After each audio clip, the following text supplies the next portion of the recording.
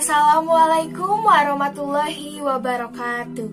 Bagaimana kabarnya hari ini anak-anak ibu? Semoga kalian tetap sehat-sehat ya berada di rumah. Nah, setelah kemarin-kemarin libur lebaran, gimana nih liburannya? Apakah kalian banyak dapat THR-nya? Alhamdulillah ya. Untuk pembelajaran kali ini kita masih menggunakan daring ya, jadi menggunakan video pembelajaran.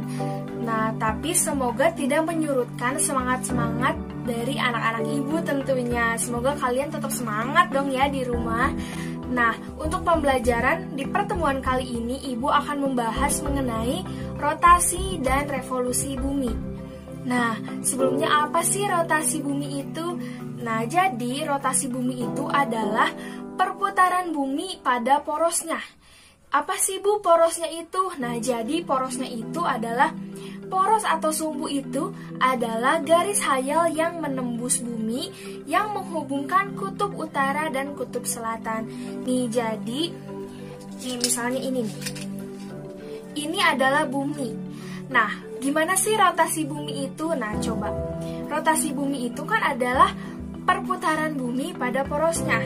Nih, jika Ibu putar, ini adalah bumi. Nah, bumi ini berputar di tempatnya nih seperti ini. Nah, itu disebut rotasi bumi. Saat melakukan perputaran rotasi bumi, bumi memerlukan kecepatan 1600 km per jam. Nah, Ibu kan dengan kecepatan segitu kenapa ya nggak kerasa sama kita? Nah, kenapa perputaran bumi itu tidak terasa oleh kita? Karena kita memiliki gravitasi bumi. Nah, jadi karena kita memiliki gravitasi bumi, kita tidak akan merasakan ketika bumi ini sedang berotasi atau sedang berputar pada porosnya. Simak video ini untuk mengetahui lebih lanjut penjelasannya. Jika bumi berputar sangat kencang setiap detiknya, mengapa kita tidak merasakannya? Kita tidak bisa merasakan bumi berputar karena selain terlalu cepat, laju kecepatan juga konsisten. Saat berputar pada porosnya atau mengitari matahari, kecepatan bumi tidak pernah turun atau naik. Jika bumi sampai merubah kecepatannya, maka kita akan dapat merasakan perubahan itu. Dan itu akan sangat berbahaya bagi kehidupan di bumi. Akibat yang ditimbulkan oleh rotasi bumi itu, yang pertama terjadinya siang dan malam.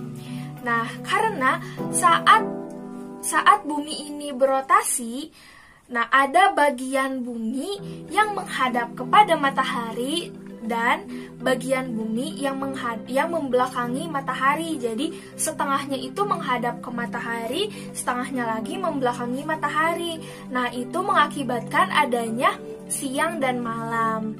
Selanjutnya, yang kedua, terjadinya gerak semu harian matahari.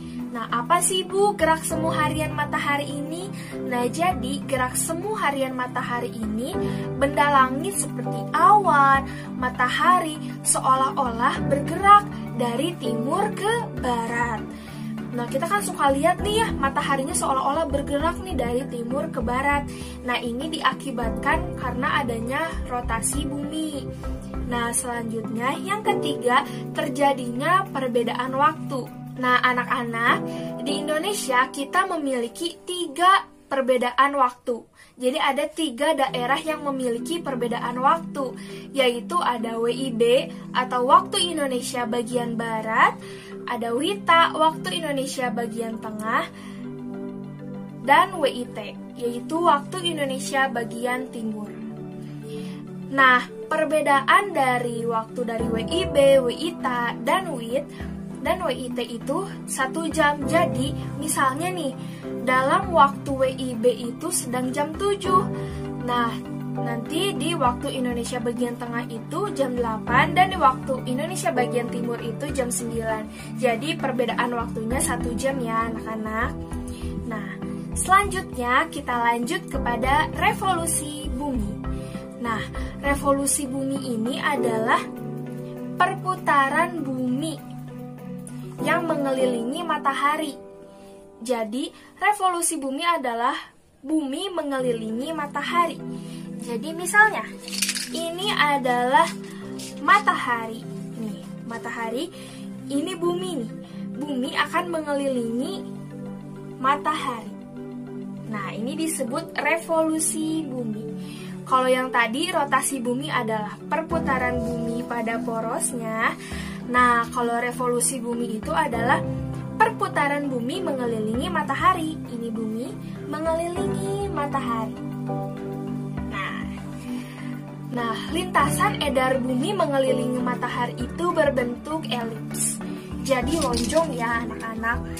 Nah, lamanya bumi berevolusi itu adalah 365 1/4 hari atau 1 tahun.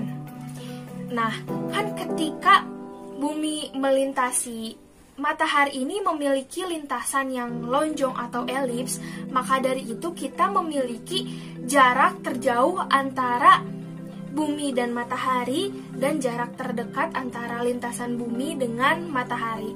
Nah, jarak terjauh dari lintasan bumi ke matahari itu disebut aphelion. Nah, sedangkan jarak dekat antara lintasan bumi dengan matahari itu disebut perihelion. Nah, akibat dari revolusi bumi ini yang pertama adanya gerak semu tahunan matahari. Nah, tadi sebelumnya nih di rotasi bumi akan terjadi gerak semu harian matahari. Nah, jika di revolusi bumi ini akan mengakibatkan gerak semu tahunan matahari, yang dimana matahari itu akan seolah-olah bergeser ke arah utara dan selatan khatulistiwa.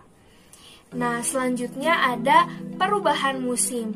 Nah, jadi akibat dari revolusi bumi ini kita akan mengalami perubahan musim. Nah, biasanya di tanggal 21 Maret itu adalah awal musim semi. Dilanjut ke tanggal 21 Juni ke awal musim panas, tanggal 23 September menuju awal musim gugur, dan di tanggal 22 Desember menuju awal musim dingin. Nah, di daerah bagian subtropis, yaitu subtropis bagian utara dan selatan, mereka memiliki 4 musim, yaitu musim semi, musim panas, musim gugur, dan musim dingin. Nah, sedangkan kita di Indonesia, kita itu adalah negara tropis. Jadi, hanya memiliki 2 musim, yaitu musim kemarau dan musim hujan. Nah, yang ketiga, akibat dari revolusi bumi itu yaitu adanya perbedaan lamanya siang dan malam. Nah, jadi ada nih di utara dan selatan khatulistiwa ada hari di mana siang dan malam mereka itu akan sama panjang, yaitu saat matahari berada tepat di atas khatulistiwa, yaitu pada tanggal 21 Maret dan 23 September. Nah, pada tanggal tersebut di utara dan selatan khatulistiwa akan memiliki siang dan juga malam yang sama panjang. Pembelajaran dari Ibu hanya sekian, karena Ibu hanya membahas mengenai rotasi dan revolusi bumi. Kalian jangan lupa untuk mempelajarinya lagi ya. Nah, tetap semangat dan salam kepada ayah dan ibu di rumah.